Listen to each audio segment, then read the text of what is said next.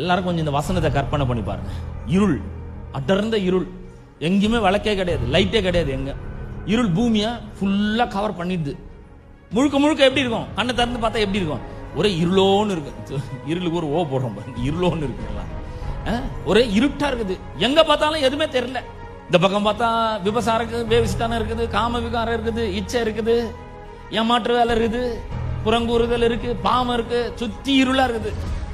ஆனாலும் உன்மேல் கர்த்தர் உதிப்பார். நல்ல கவனிங்க, இந்த உலகமே உள்ள கரண்ட் போன மாதிரி ஒரே இருட்டா இருக்குது. ஆனா உங்க மேல மட்டும் என்ன பண்ணிக்கிறாரு? கர்த்தர் உதிக்கிறாரு.